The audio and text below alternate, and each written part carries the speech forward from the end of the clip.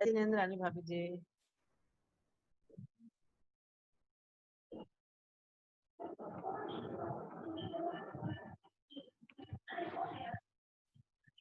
हाँ, सभी को जय जिनेंद्र। जय जिनेंद्र सभी को, जय जिनेंद्र। Happy birthday ma'am. जय जिनेंद्र, जय Jinendra. Happy birthday. Thank you, thank you. और कैसे मनाई आपने अपनी बर्थडे? बस घर पे थे और मंदिर सुबह अभिषेक पूजन गए। जय जिनेंद्र। जय जिनेंद्र, जय जिनेंद्र। भक्तामर जी का विधान किया है, चंडी विधान किया। देगी मैं भी तो बढ़िया। हाँ, ये तो लगाए ना, सुनाई कैसे देगी? और सुनाई दे ही ना रही। ये समझ बेवकूफ हो बिल्कुल। कोई नहीं, हो जाता है, कई बार गलती सबसे होती है। नहीं, कुछ आता जाता ना पोती लगा दे अब तो।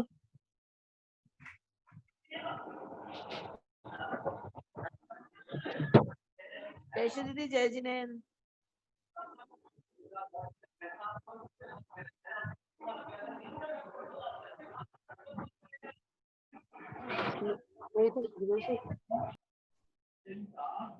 चलो हम लोग अब, मैं स्क्रीन शेयर करती हूँ, मंगलाचरण करेंगे। सब लोग आ रहे हैं जब करते हैं। ओह, ये चला गया जूम मीटिंग का, क्या हुआ? इधर करो, इधर आओ। जय जिनेंद्र, हैप्पी बर्थडे। बहुत बहुत शुभकामनाएं। Thank you aunty ji, thank you. बहुत हैप्पी बर्थडे मेरी तरफ से भी। Thank you aunty ji, thank you Rani भाभी। Happy birthday. बड़ी सुंदर लग रही हो आज। बर्थडे है ना। अच्छा, तभी तो मैं भी तो कहूँ आज बड़ी प्यारी लग रही हो। अच्छा, थैंक यू।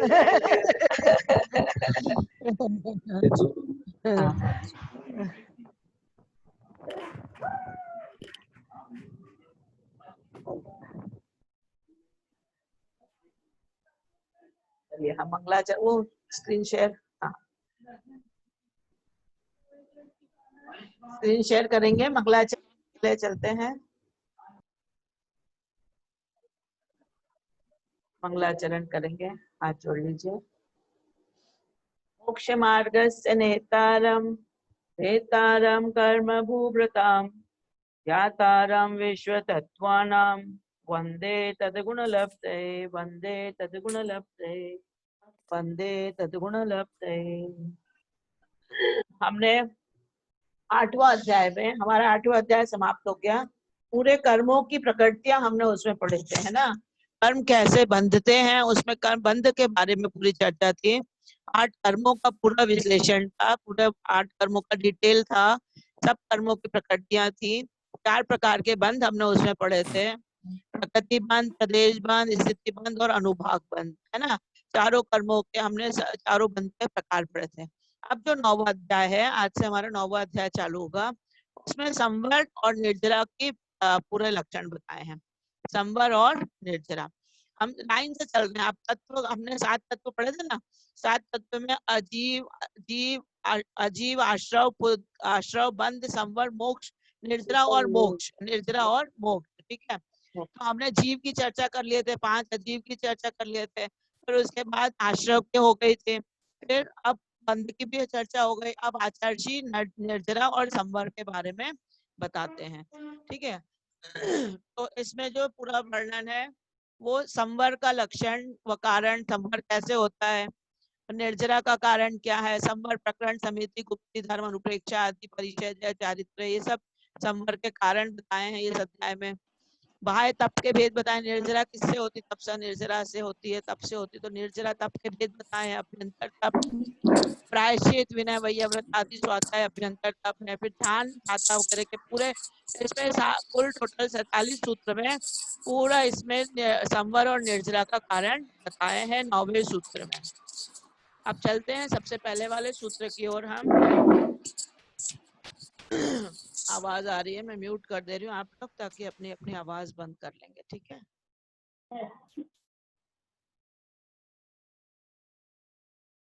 डिस्टरबेंस होता है ना, ओके। पहला सूत्र करेंगे हम 9वें अध्याय का। आश्रव निरोधः संवरः, आश्रव निरोधः संवरः, अर्थात अब जो हमने कर्म को बुलाया था, कर्म आ गए, कर्मों के आने को आश्रव कहते हैं, है ना।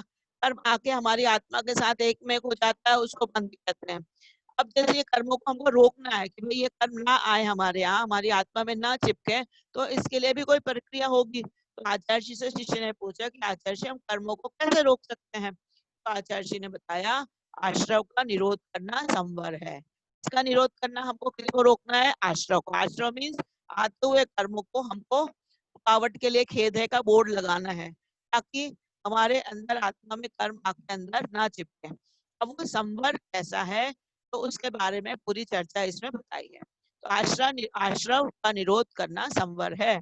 और संवर आश्रव का रुकना, आश्रव का रुकना मतलब कर्मों के आने वाले द्वार को रोक देना, जहां से कर्म आते हैं उसको रोक देना। अब वो संवर कितने टाइप का है, दो प्रकार का, द्रव्य संवर और भाव संवर। तो द्रव्य संवर से कहेंगे कर्मों का आना रुकना, जो कर्म हम बुला रहे थे ना, ज्ञानावर्ण, दर्शनावर्ण, वेदनी, मोहिनी, आयु, नाम, गोत्र और अंतराय, ये 8 कर्म जो द्रव्य कर्म है जो आते हैं, तो इन्हें कहते हैं द्रव्य संवर। द्रव्य कर्मों का आना, इनको रोकना है हमको, इन कर्मों को रोकना है ना, तो द्रव्य संवर इसे कहेंगे, इन कर्मों को रोकना होगा, द्रव्य संवर। और किन भावों से इनको रोकेंगे, किन कार्य से हम इनको रोकेंगे, कैसे रोकेंगे, तो उस संसार के निमित्त परिणामों की निवृत्ति को कहते हैं भाव संवर। जिन भावों के द्वारा हम इन कर्मों को रोकेंगे, दैट इज कॉल्ड भाव संवर। और किसको रोक रहे हैं, द्रव्य कर्मों को रोक रहे हैं, तो वो है द्रव्य संवर। ठीक है, कर्मों का आना रुकना द्रव्य संवर है। संवर दूसरे गुणस्थान से प्रारंभ होकर आगे आगे बढ़ता जाता है संवर, इसीलिए यहाँ गुणस्थान का स्वरूप दिया जा रहा है। मैंने आपको गुणस्थान हमने पहले भी बताया था, लेकिन आज फिर से इसमें गुणस्थान की चर्चा चल रही है, तो हम गुणस्थानों के बारे में इसमें देख लेंगे। क्योंकि दूसरे गुणस्थान मतलब पहला गुणस्थान कौन सा है, मिथ्यात। आपको सबको मालूम है पहला गुणस्थान कौन सा है, मिथ्यात। मिथ्यात से आश्रय होता है, 84 लाख तत्वों में घूमना कहाँ से होता है, मिथ्यात से। और दूसरा गुणस्थान मैंने आपको बताया था, दूसरा गुणस्थान ऊपर से गिरने वाला है, मतलब सम्यक दर्शन एक बार प्राप्त हो जाता है, चौथा गुणस्थान हो जाता है, उसके बाद जब नीचे आते हैं तो तीसरा दूसरा वाला गुणस्थान, ये चढ़ने वाला गुणस्थान नहीं है, उतरने वाला गुणस्थान। मतलब एक के बाद में सीधा चौथा गुणस्थान होता है, होगा तो वित्तात के बाद में सीधे सम्यक दर्शन ही होता है। ठीक है, तो इसलिए दूसरा गुणस्थान जो साथ आना है, वो सम्यक दर्शन होने के बाद जब टूट जाता है सम्यक दर्शन, तो दूसरे गुणस्थान में नीचे आते हैं। ठीक है, वो सम्यक दर्शन की विराधना होने के बाद गुणस्थान है दूसरा वाला। तो सबसे पहला कौन सा गुणस्थान इसमें बताया, देखो मिथ्या दृष्टि। मिथ्या दृष्टि मतलब जिसके मिथ्या दर्शन पाया जाता है। मिथ्या दर्शन पाना मतलब 7 तत्वों का विपरीत श्रद्धान होना। विपरीत श्रद्धान यानी कुश्रद्धान होना। कुश्रद्धान यानी देव शास्त्र गुरु जैसे हैं उनको वैसा नहीं मानना। सच्चे देव शास्त्र गुरु का जो स्वरूप है उनको वैसा नहीं जानना, उसे कहते हैं कुश्रद्धान होना। मतलब श्रद्धान सही नहीं होना, विपरीत श्रद्धान होना। जैसे हमारे आगम में बताया ना, आपने ये पढ़ा होगा, किसी ने पढ़ा होगा, तो उसमें बताया जैसे देव का क्या बताया उन्होंने, देव का स्वरूप क्या है, सच्चे देव किसे कहते हैं, सच्चे शास्त्र किसे कहते हैं, सच्चे गुरु किसे कहते हैं, इसका स्वरूप उनमें बताया आचार्य समुद्रमल स्वामी ने। जैसे सच्चे गुरु का है, विषय शावशातितो निरारंभो परिग्रह ज्ञान ध्यान तपस्वी च प्रशस्यते। अर्थात जो विषय आशाओं से रहित है, जो ज्ञान ध्यान तप में लीन है, आरंभ परिग्रह आदि से रहित है, वो हमारे सच्चे गुरु हैं। ठीक है ना, तो हमारे सच्चे गुरु का लक्षण उन्होंने ये बताया। फिर सत्य आगम का लक्षण उन्होंने बताया था कि आप तो पग्यम अनुलंघ्य मध्यशेष विरोधकम तत्वोपदेश सार्वम शास्त्रम कापत घटनम। अर्थात शास्त्र ऐसा होना चाहिए जो अनुलंघ्य ही हो, मतलब उसका कोई उल्लंघन ना कर सके, जैसा है वैसा ही जानना चाहिए। जैसे आप मृदंग बजाते हैं ना, तो उसकी ताल आती है, तो उसका कोई अभिप्राय नहीं होता, उसको कुछ चाहिए नहीं होता, बिना उसके भी इतने अच्छे दिव्य ध्वनि उसके ध्वनि उसमें से निकलते रहती है, ताल निकलते रहती है। तो ठीक इसी प्रकार हमारे जो आगम शास्त्र वो अनुलंघनीय है, वो किसी का शास्त्रोपदेश सार्वम शास्त्रम का पद घटन, उसका कोई घट नहीं, मतलब ऐसे कोई काट नहीं सकता, उसको जो बोला हुआ है वो अकट है। ठीक है, वो हमारा सच्चे शास्त्र है। और सच्चे देव का लक्षण क्या है, सच्चे देव हमारे वो होते हैं जो 18 दोषों से रहित होते हैं। किससे रहित होते हैं, 18 दोषों से रहित होते हैं हमारे देश। परमेष्टि परम ज्योतिर्विराग विमला कृति सर्वज्ञ नादि मध्यांत सार्व शास्त्रो पलाल्यते। अर्थात जो सर्वज्ञ है, जो आदि से अंत से रहित है, जो हमारे वितरागी है, वो हमारे सच्चे देव हैं, जो 18 दोषों से रहित है। और वो 18 दोष कौन से है, वो 18 दोष के भी आगे इसमें सब सारी चर्चा इसमें आएगी। तो विपरीत श्रद्धान होना यानी सत्य देवशास्त्र गुरु का सच्चा श्रद्धान नहीं होना, उसको बोलते हैं विपरीत श्रद्धान होना, उसको कहते हैं मिथ्या दर्शन। और उनकी कोटि में आप दूसरों को लाके रख दोगे तो वो हो जाएगा मिथ्या दर्शन। ठीक है। अब साधन दूसरा गुण स्थान है, साधन सम्यक दृष्टि। सम्यक सच्युत होकर भी मिथ्यात्व को प्राप्त नहीं हुआ तो दृष्टि अनुभय रूप है। मतलब सम्यक सच्युत होकर, च्युत होकर मतलब एक बार चौथा गुण स्थान पा लिया, वहां पर अगर कोई अनंतानुबंधी क्रोध मान माया लोभ में से कोई कर्म का उदय आ गया तो ऊपर से नीचे गिर जाते हैं, उसे कहते हैं सम्यक की विराधना करना। तो ये सम्यक की विराधना है। साधन मतलब सम्यक साधना होना है, साधना। तो सम्यक तो सच्युत होकर भी मिथ्यात्व प्राप्त नहीं हुआ लेकिन सेकंड में अटक गया। जैसे बोलते हैं ना पहाड़ से गिरे और खजूर पे लटके, तो मतलब नीचे नहीं टपके, अभी आप सेकंड गुण स्थान में अटक गए, ऊपर चौथे गुण स्थान से नीचे टपक रहे लेकिन खजूर के पेड़ में अटक गए, अभी नीचे नहीं आए मिथ्यात्व में, उसको कहते हैं ससाधन। फिर सम्यक मिथ्या दृष्टि मतलब जिसकी दृष्टि दृष्टि अनुभव रूप, दृष्टि अनुभव रूप मतलब सम्यक दृष्टि का अनुभव रूप, दोनों तरफ चल रहा है उसका रूप। अभी ऊपर से मतलब अनुभव मतलब सम्यक दर्शन है ना मिथ्यात्व है। अनुभव का यही होता है ना सत्य है ना असत्य है, दैट इज कॉल्ड अनुभव। तो दृष्टि अनुभव रूप मतलब सम्यक दर्शन ना सत्य है ना असत्य, ना सत्य सद्धान है अभी उसको, ना विपरीत सद्धान में गया, बीच में अटका हुआ है। समझ में आए? सम्यक दर्शन में चौथा गुण स्थान में तो है नहीं, वो नीचे पलट गया, लेकिन मिथ्यात्व में भी नहीं आया, तो ना सम्यक है ना मिथ्यात्व है, तो बीच में है। ठीक है, इसलिए उसको कहते हैं अनुभव। तो दृष्टि अनुभव रूप है ये। अब सम्यक मिथ्या दृष्टि मतलब जिसकी दृष्टि सम्यक और मिथ्यात्व उभय रूप है, मतलब दोनों है। उभय रूप यानी दोनों, जैसे हमने उसमें पढ़ा था ना, आपको मैंने वचन योग मन योग बताए थे, तो उसके 4 योग नहीं बताए थे, सत्य मन योग, असत्य मन योग, उभय मन योग और अनुभय मन योग। तो सत्य मतलब तो सत्य है उसे सत्य, तो असत्य है वो असत्य, उभय यानी सत्य और असत्य दोनों, और अनुभय यानी न सत्य है ना असत्य है। तो इसमें भी ऐसे ही आप लगा, उभय यानी दोनों, सत्य भी असत्य, सम्यक भी और मिथ्यात्व भी। गंगा जी गए गंगा राम, जमुना गए तो जमुना राम, जहाँ गए वहां अपना सिर पटकते, ये है सम्यक मिथ्या दृष्टि। दोनों दही और गुड़ के जैसे मिले जुले परिणाम, इसको कहते हैं सम्यक मिथ्यात्व। ठीक है। फिर उसके बाद में आ जाता है अवृत सम्यक दृष्टि, ये चौथा गुण स्थान है सम्यक दर्शन का। सम्यक दृष्टि होकर जो अविरति है, अविरति मतलब सम्यक दर्शन तो हो गया, सच्चे देव शास्त्र का गुरु का श्रद्धान हो गया, लेकिन सच्चे देव शास्त्र गुरु का श्रद्धान होने के बाद उनके पास में अभी कोई व्रत नहीं है, 12 प्रकार के व्रत आदि उन्होंने धारण नहीं किए हैं, उसे कहते हैं सच्चा सम्यक अविरत सम्यक दृष्टि। जैसे हम लोग हैं, हम लोगों ने अगर सत्य देव शास्त्र गुरु का श्रद्धान करते हैं तो हम सम्यक दृष्टि है, लेकिन हमारे पास कोई व्रत नहीं है, हमने 12 व्रत आदि ग्रहण नहीं करे। आपने 12 व्रतों की चर्चा पहले पढ़ ली हमने। 12 व्रत कौन से थे? 5 अणु व्रत हमने पढ़े हैं, 3 गुण व्रत और 4 शिक्षा व्रत, ये 12 व्रत होते हैं। तो 5वां गुण स्थानधारी होता है वो ये 12 व्रत को ग्रहण कर लेता है, और जो 5वें गुण स्थान तक नहीं है, 4थे गुण स्थान में उसके कोई व्रत नहीं है, तो वो अव्रत सम्यक दृष्टि कहलाता है, अविरति कहलाता है, क्योंकि व्रतों से रहित है 4थे गुण स्थान में, इसलिए। लेकिन सम्यक दर्शन हो गया है, सच्चे देव शास्त्र पे गुरु श्रद्धान है, उनका अटूट श्रद्धान है। और सम्यक दर्शन का आपने पहले पढ़ा है, आपको मैंने पहले अध्याय में हमने पढ़ लिया था, सम्यक दर्शन 2 प्रकार का होता है, तन निसर्गात अधिगमात्वात्, है ना, अधिगमज और निसर्गज। निसर्गज मतलब जो प्रकृति से है, और अधिगमन मतलब पर के उपदेश से होना सम्यक दर्शन, दैट इज कॉल्ड निसर्ग। और इसका हमने पहले और भी पढ़ा था, काफी सारी चीजें पढ़ी सम्यक दर्शन के बारे में, तो आपको बताया था मैंने 25 दोषों से रहित होना चाहिए, 8 अंग से सहित होना चाहिए, सम्यक जो है ना, नीच अंकित, निकांक्षित, निर्वचिकित्सा, मूढ़ दृष्टि, उपगूहन, स्थितिकरण और वात्सल्य प्रभावना, ये 8 अंगों से सहित होना चाहिए। ये 8, इसका अगर उल्टा करोगे तो 8 दोष हो जाते, तो ये दोष नहीं होना चाहिए। सम्यक दृष्टि जो है उनके अंदर 8 दोष नहीं होना चाहिए, 8 अंग से सहित होना चाहिए वो। और उसमें कुदेव कुशाश गुरु को मानने वाला नहीं होना चाहिए, अमूढ़ दृष्टि नहीं होना चाहिए, है ना, ये सारे 8 अंग उसमें होना बराबर होने चाहिए, दोष नहीं होने, शंकादिक दोष कहलाते हैं ये, शंकादिक दोष नहीं होना चाहिए उसमें।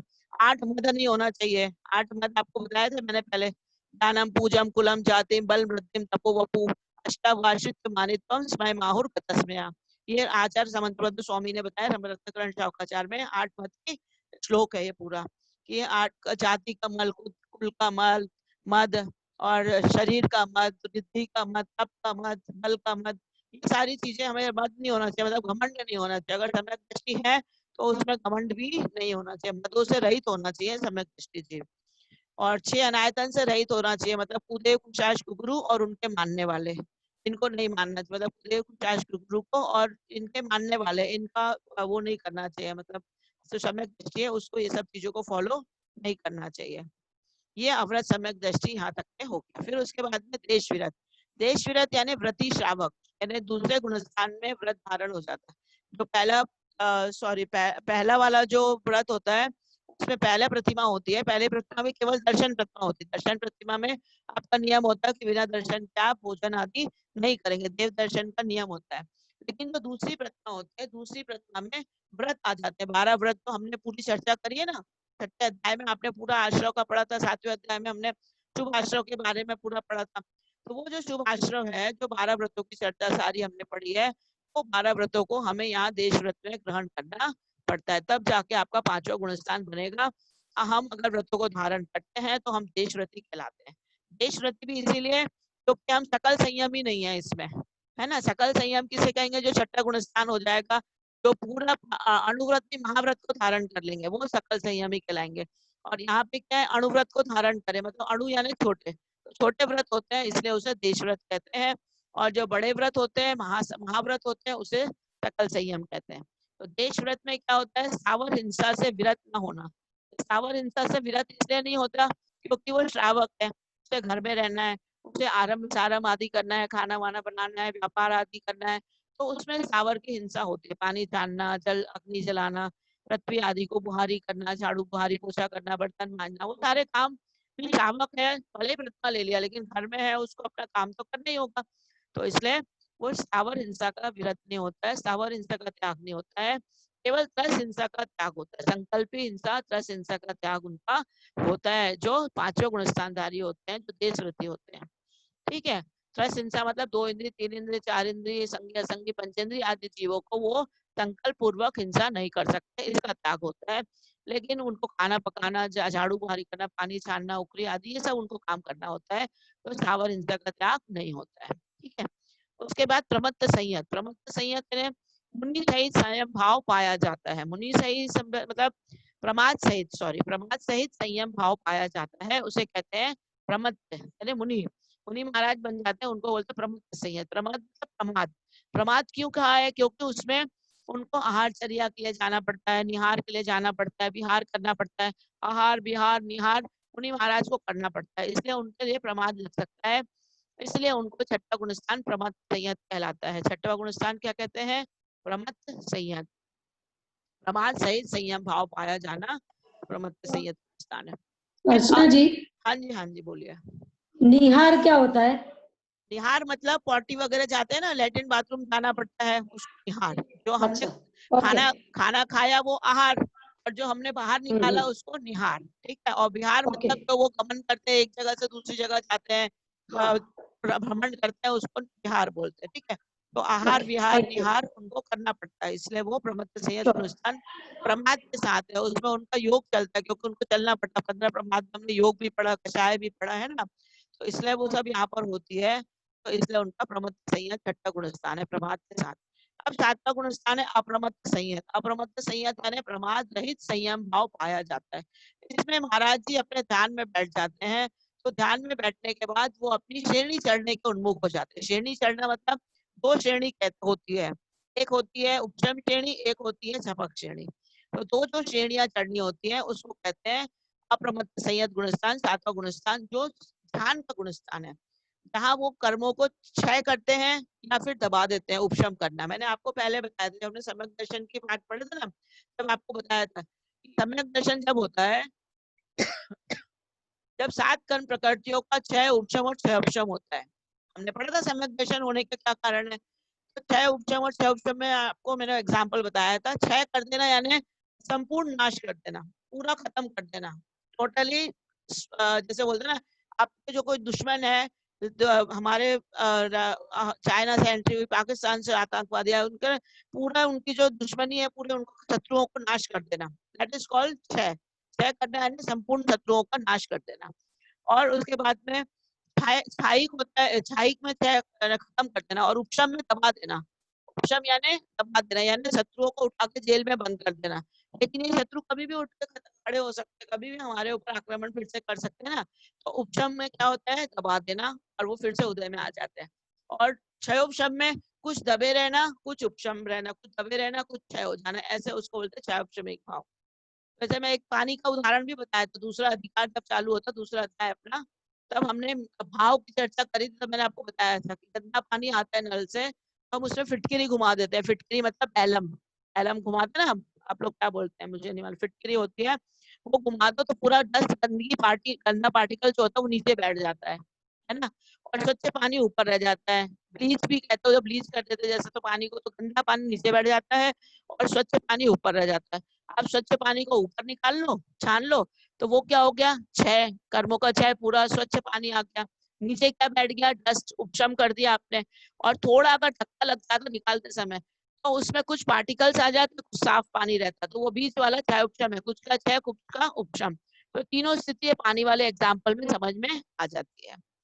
ठीक है, तो ये है आपका भाव का, जो हमने पढ़ा था सम्यक दर्शन के उत्पत्ति का कारण में, सम्यक दर्शन में कैसे होता। तो ठीक ऐसे ही यहाँ जो प्रमत्त संयत है या अप्रमत्त संयत है, इसमें भी वही होता है। अप्रमत्त संयत में जब दो श्रेणी चढ़ते हैं, तो जो चारित्र मोहिनी की 21 प्रकृतियां बचती है ना, 7 तो हमने सम्यक दर्शन में ले ली, अब बची कितनी, 21। तो जो 21 कण प्रकृतियां बचती हैं, जो मुनि महाराज जी उनको उपशम करते हैं, उपशम करते हैं मतलब दबा देते हैं नीचे। तो दबाने के बाद वो श्रेणी चढ़ते हैं, तो 7 से लेके सीधे 11वें गुण स्थान तक के जाते हैं वो। 7 से कहाँ जाएंगे, 7 से लेके 11, 11 तक जाएंगे उपशम श्रेणी में। उपशांत मोह यानी मोहनी कर्म को दबा देना, उपशांत कर देना मतलब दबा करके आना 21 कर्म प्रकृतियों को, तो वो 11वें गुण स्थान तक पहुंच जाते हैं।